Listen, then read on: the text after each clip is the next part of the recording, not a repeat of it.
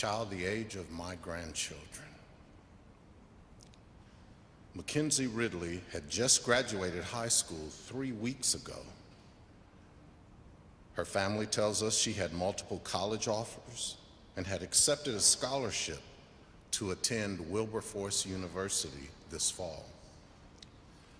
She volunteered at soup kitchens. She was an artist and an entrepreneur. She had everything in the world to look forward to. And today, all of that, her dreams, her possibilities, her potential, all gone. We say young people are our future, and it's true. But Makenzi Ridley and too many other young children in our city haven't even had a chance to step into their futures. And for what? An argument, a grudge, or personal beef? A coward with a gun? Unacceptable. This is not who we are. This is not who we want to be. We are doing everything we can to bring to justice those responsible for this senseless killing. I am pleading with the public to help our officers with information and to stand with us against these unconscionable acts of violence. Now I'd like to introduce the Honorable Mayor Andrew J. Ginther. Thank you.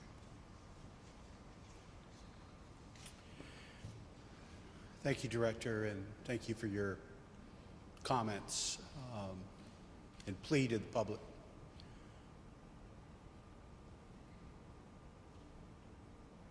Some of the most difficult conversations you have as a mayor is with the families who've lost a loved one, particularly a child, a beautiful, brilliant child.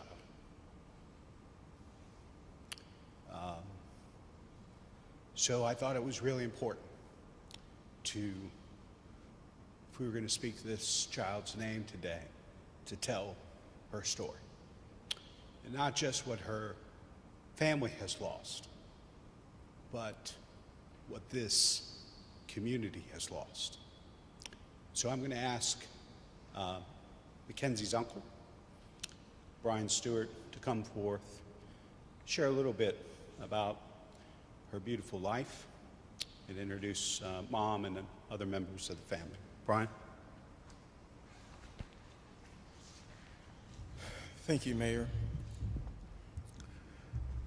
Obviously, this is an extremely difficult time for this family.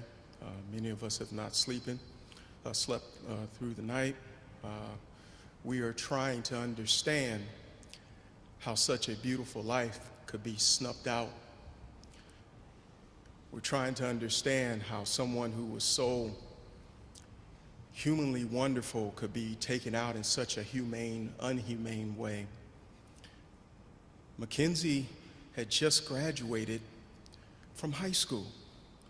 We just celebrated her graduation. She had hundreds of people there, all ages, all backgrounds, because she was a connector. She was the type of young person that never met a stranger.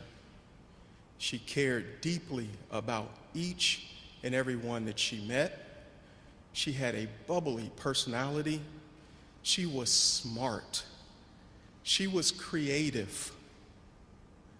This is just not a picture. This is a person.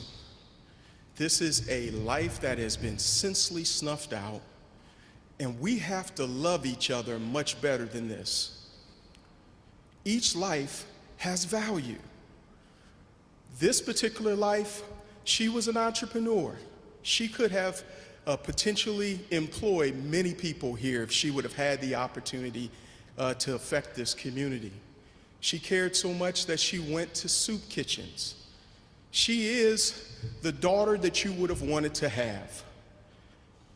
Each one of you, if you have a daughter or someone that you love, Mackenzie represented this. We have to love each other more than this. We have to love each other and respect the sanctity of life in this community. Thank you. I'm sorry, Mayor, I did want to introduce, this is my niece. This is her mother, Seneca Turner, and this is my nephew, her stepfather, Jason Turner. Thank you. Thank you, Mayor.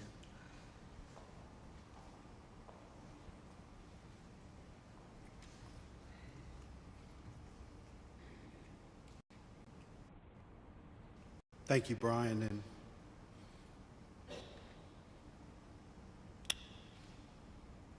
Mr. and Mrs. Turner, the city agrees with you. And I'm asking everybody in this community to lift this family up in prayer. And if you have any information regarding this senseless killing, to come forward and make sure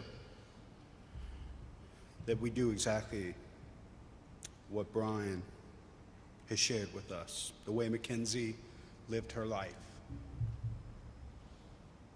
May we all aspire to live our lives as fully, as brightly, as charitably, as compassionately. One of our deputy chiefs heard from a colleague in other circles earlier today to confirm the name. He had heard the name in reports and was sadly afraid to find out if it was true. These were parents of a child who was in school with Mackenzie several years ago. This little girl was being bullied. And the only person that stood up for this little girl was Mackenzie.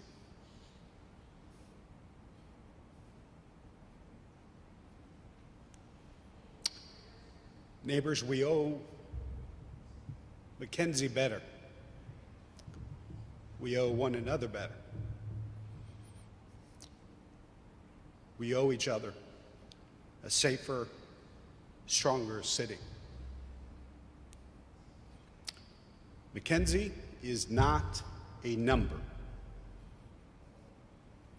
She's a beautiful and beloved child of God that made a huge impact in every life she touched.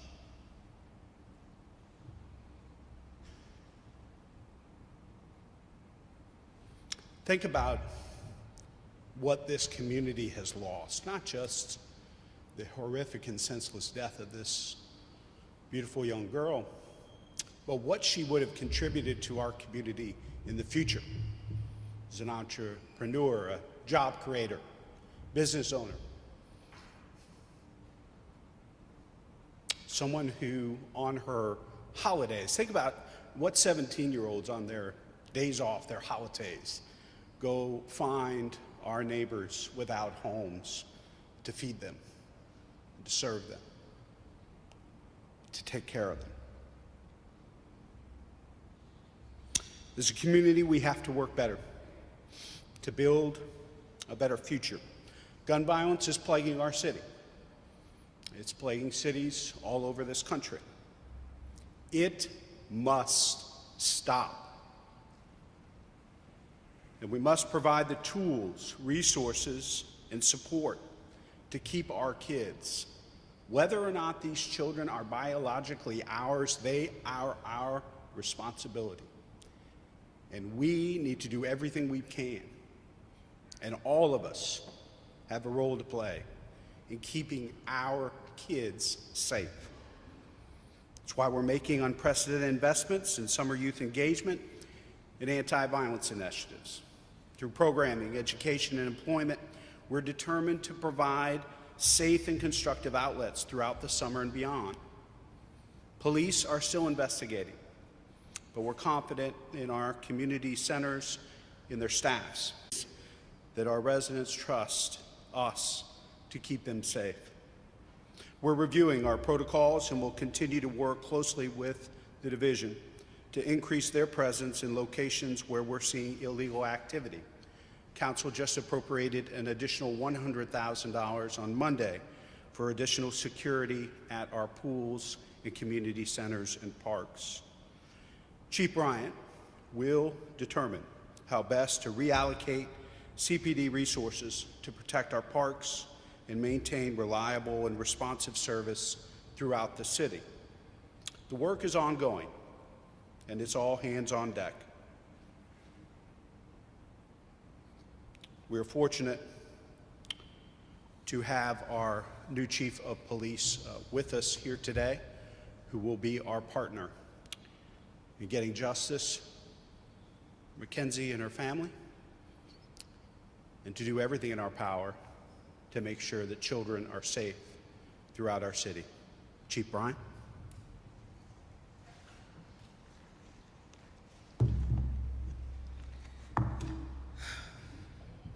Good afternoon. Today is my first day on this job, and today is a grim reminder for me of what this job really means and what this badge means, and our commitment, CDP, our commitment to this community. This hit me hard. Mackenzie, this young lady, was doing what all young people should be doing, enjoying her summer. She just finished a labor of love and finishing high school. She was on her way to college. She was at a park enjoying herself with other young people. There were over 100 kids there. They were having fun. And then someone decided to come and disrupt that fun with gun violence. This senseless act of gun violence has to stop. We cannot continue to allow our young people, our residents, our community members to be affected by this gun violence. Look at this family. This young lady was loved. She had such a bright future. And it was just taken away, just like that. It hit me hard because I'm a mother and I feel your pain. But what I will tell you is that we will not stop. We're going to do everything in our power to ensure that we stop this violence. We're going to do everything in our power to ensure that we allocate the amount of resources that we need to make our communities safe, to allow our children to be able to go to parks and enjoy these parks. I can't even begin to tell you how affected I was today. This was supposed to be a day of excitement and joy for me coming on this job, but all I feel is heartbreak right now. Heartbreak for this family, heartbreak for Mackenzie. It's our job to find the person, the people responsible for this, and we're going to do that. We already talked about everything that she meant to this community, everything she meant to her family. What we know that there are multiple people responsible for this. That's what we know. I'm asking anyone that has any information to come forward. If you have any information, we're asking that you call the detectives at 614-645-4730. Again, that number, 614-645-4730. No matter how small or insignificant you think the information you have is, it can help us to solve this crime. So please, look at this family, her picture. Look at this young lady. This is somebody's daughter, somebody's sister, somebody's niece. If this was your family, you would want justice. I'm asking you come forward with information, and please call us and let us know so that we can bring this family some justice. Thank you.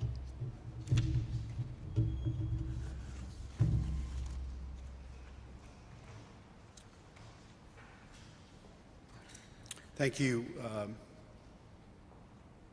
Chief Bryant, and I'm going to give an opportunity to Mr. Stewart and to the Turners, if you all would, want to take a seat, or if you're all ready to leave, I know I'm going to take some questions here, and I'll answer any and every question they have. That may take a little while, and I don't want to, I know there are so many things on your mind and hearts right now. So.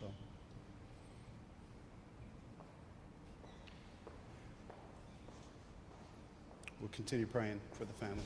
God bless. Happy to take any questions. Yes, Lacey. Mayor Ginther, about a month ago, you had a press conference announcing that you were going to open up rec centers late nights for a safe place for teens to gather. What are you going to do to make sure that those rec centers are, in fact, safe places for teens to gather? Well, exactly what I shared a little bit earlier. We put additional resources into both security. We're also hiring officers to patrol, our pools, to be at our pools, our parks, our rec centers as well.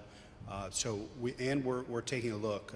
I've asked Chief Bryant to look at resources, and if there's reallocations we can be made, because you're absolutely right. We had a senseless killing of a young girl at Bicentennial Park just a few weeks ago. Here last night, losing Mackenzie right out front of the Far East Recreation Center. The center itself was closed, but the park was still open. As was shared here, there were 100 kids doing what kids do, playing with water guns, having fun on a great summer night.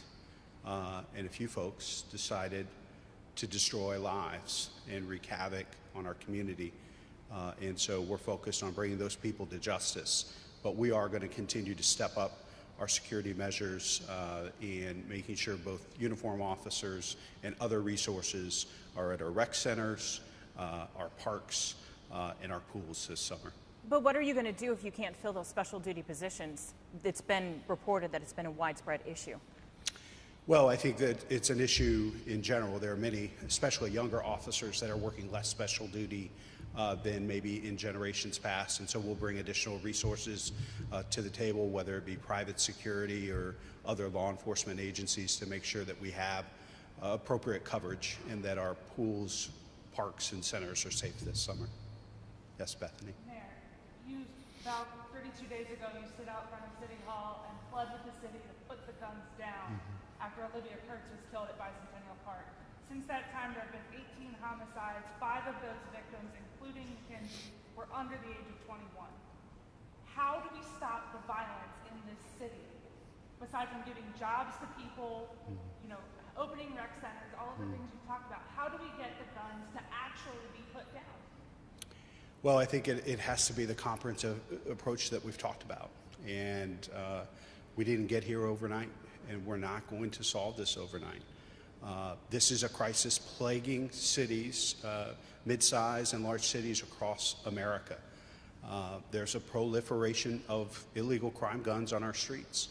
Oftentimes, it's far easier to get a gun than a job in some of our neighborhoods and in neighborhoods and cities around the state and country. We believe access to guns is a problem. We believe that if there are beefs in the neighborhood, disagreements, turf battles, those might have been settled with words or fists in the past. Now there's not even an escalation of voices. It's just the drawing of weapons and the shooting of innocent children like Mackenzie. We all have work to do, but it takes this comprehensive approach that we've talked about. The reroute program, the dramatic enhancement of the apps, our CARE coalition, summer youth employment, all of these efforts, expanded centers and offerings. We just appropriated in partnership with council nearly $20 million into youth programming and services this summer. But it also means continuing to fund police classes. And we, we'll have another class graduating in a few weeks, and our newest class just started a few weeks ago. Law enforcement can't do it all. Police cannot solve all of our problems. We all have a role to play. The alternative crisis response plays a role too, because if we can have our officers focused on violent crime and preventing crime in our neighborhoods and not necessarily responding to people in addiction crisis or in mental health crisis or supporting that work, in the appropriate way, we have more resources to focus on neighborhoods. Yes. I have a question for the chief. Yes. Hi, Chief Bryant. Hello. You mentioned before you got the job that you were going to take the time to have conversations with people in the community, have conversations within the division before you implement any sweeping changes. Obviously, this is not the first day of the division, including the 2 children that were shot not even a mile down the street from here. How does this affect your timeline for taking action? Oh, absolutely. So I'm still having those conversations, but obviously I'm doing things, I'm multitasking. So we absolutely are having those conversations, and we are making changes as things develop. So you will see some changes immediately in regards to how we respond to scenes, how we react, and some of the ways that we're going to patrol to be able to prevent. Prevention is the key. We obviously want to reduce crimes. It's great to solve them, but we want to prevent them on the front end. So there are going to be some things that we're going to do pretty quickly to be able to try to reduce some of this crime that's happening. Can you elaborate at all right now? Well, I can't elaborate on my first day, not my first day, but I promise you, I've been up all day and all night having conversations with the team that is going to affect that change. Yes.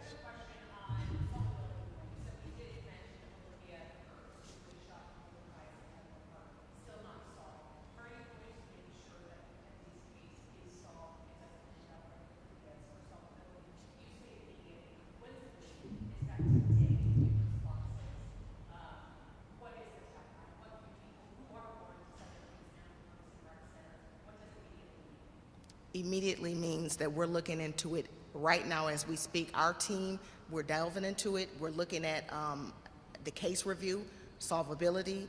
We're asking for witnesses to come forward. We're recanvassing. We're doing all the things that we can to be able to solve the crimes. But in addition to that, just as the mayor spoke about, we're looking at ways to be able to make some of these areas safer. We're looking at a parks detail. We're looking at different things to be able to reallocate and make sure that we're providing that safe space for them.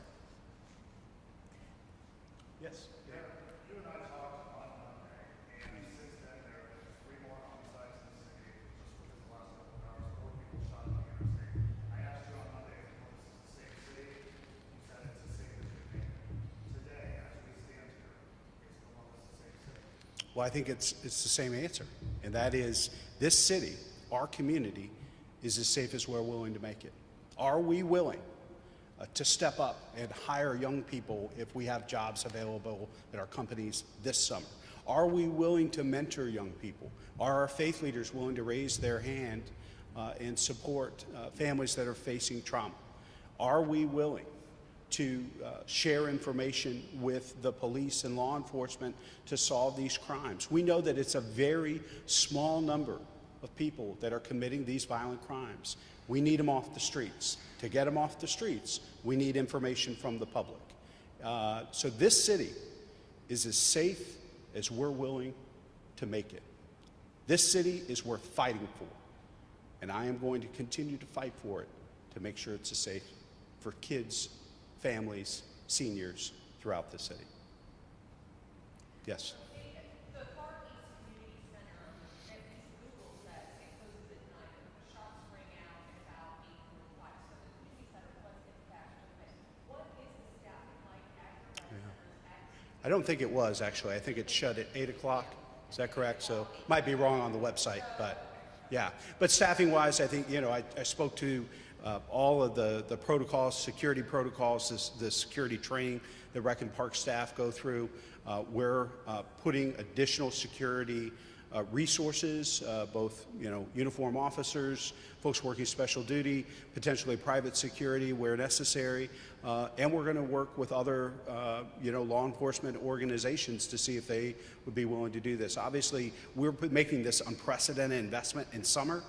We have to make sure that our parks, our rec centers, our pools are safe places for our kids to be. When can you guarantee those actual security bodies will be at these places? I think certainly in the next couple of days, we've been hiring for some time and putting those security measures in place. Obviously, we're going to review everything and see if there are additional resources that are needed in addition to the $100,000 that council appropriated Monday evening. Yes.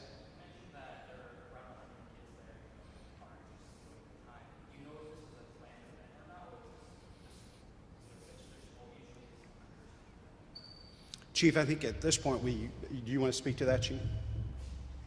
So the understanding is that this was a pop-up event. So it was not something that was planned way ahead of time. It was shared on social media, and it was one of those things that happened fairly quickly. With regard to this shooting last night, are there any suspects or is there any suspect description? Well, at this time, we don't have any suspect description that we can share, but we're absolutely looking at all avenues, and witnesses are coming forward, so we're fairly confident that we'll have some information very soon. Chief, I was hoping to get a chance to ask you about your priorities on your first day. Given the last 12, 24 hours, I wonder now what's going through your head as you have a teenager who was killed outside a rec center, and you have 4 people who were shot, 2 children in a car. That is my priority. My priority clearly right now, today, is addressing the violent crime and trying to make sure that we ensure that our children have a safe summer. But I have dual priorities. But that's absolutely right now, as we speak today, my priority. So what was going through your mind when you heard about both the teen killed and the children shot? I was enraged and devastated. Chief, I did talk to CPD administration a month or so ago in regards to school resource officers, in regards to the youth service unit that has not been on the ground yet, waiting for a new chief. Do you think Columbus police are doing enough to combat youth crime right now? And do you think that was where the tough times that those programs are in limbo or in limbo, waiting for the new chief? I think, unfortunately, with COVID and a lot of the things that happened, a lot of things got put on the back burner that probably could have been launched. But again, children weren't even in school at the time. A lot of things have changed. So I can't speak to whether or not they're doing enough because I just got here. Today is my first day. But what I can tell you is they are absolutely committed. We're committed as a team to making sure that we do everything moving forward. Mayor Ginther, I have a question for you. Do you know if there were cameras on the community center, if they were rolling, if they may have caught any of this event? Obviously, that was an issue on the Bicentennial Park shooting. Yeah, and I know there was some misinformation around Bicentennial Park as well, because the cameras actually were working and we were able to recover footage. We just weren't able to get it immediately. My understanding, Mel, is that there is footage, but it did not capture the shooting or the incident. Is that correct, Sergeant? And Mel? Yep. Is that something maybe the city needs to look into, is adding more cameras in these public spaces? Certainly, we'll consider that, and that's why we're going to listen to, law enforcement professionals, security professionals, but certainly that's something we'll talk to Chief Bryant about. We are actually contemplating a capital budget right now and still may be able to make some changes and amendments, and if that's something that the chief and our Recreation and Parks Department determine as a priority, I'll go to council and see that it's resourced. Obviously, you've added more money to expand ShotSpotter, but I was wondering, weighing the options of ShotSpotter versus cameras or adding both of them. Adding ShotSpotter to... Well, you've added money to the budget to expand the ShotSpotter program. That's my question of, do you weigh the option of adding even additional ShotSpotter or adding more cameras or adding both in some of these public places? I think it's all of the above, and it'll be based on the recommendations of the chief, the safety director, and engagement with Recreation and Parks. Mayor, you talked about holding people accountable and keeping them in jail. We had a homicide suspect earlier this week indicted and then released on their own recognizance by a judge. What role do you think the judges play in this in helping keep these people accused of violent crimes behind bars? Well, I think it's critically important, and I know there are things that have been put in place with COVID protocols and other things, but it's critically important. We know it's a very small number of folks that are committing these violent crimes in our community, and if we have investigations and folks have been arrested and charged, we need to continue to work with the courts to keep those people out of our neighborhoods and off of our streets. I got time for one more. You guys get a jump ball. All right, 2 quick ones. That's it. All right. You did mention the growing homicide rates around the country, but I did the math, and the homicide rate is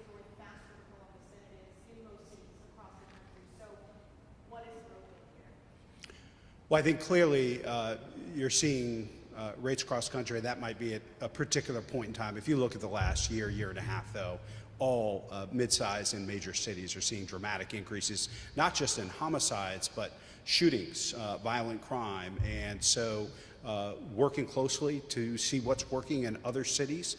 Obviously, Chief Bryant has some experience in Detroit and an extensive amount of work with community policing, prevention. We're going to be working closely with her to look at new things, and we're going to continue to expand some things that are working here. But if we determine some of the things that we're doing, that we've talked about in our comprehensive approach, if they're not working, we're going to stop doing them and put more resources into things that are. Last question. So you mentioned earlier that law enforcement can't do it all, and other than, I guess, city-run programs, are you planning on posting spending that will go towards grassroots organizations in the city? Well, there's obviously a very significant amount of money that's going to grassroots organizations. Many of the summer programming, nearly $20 million, isn't necessarily for just city-run programs. Major investments, particularly with credit recovery and other partners, Boys and Girls Clubs, the Ys. There's significant resources because we can't do it all. We have trusted partners in our community that we know can reach more young people, and quite honestly, at the neighborhood and grassroots level, have much more credibility inside certain neighborhoods than the city does. And so we're going to continue to partner with those folks, whether it's the Afrocentric Personal Development Shop, Community Development for All People, Shalom Zone, the list goes on, but we'll continue to invest there in our comprehensive approach. Thanks, everybody.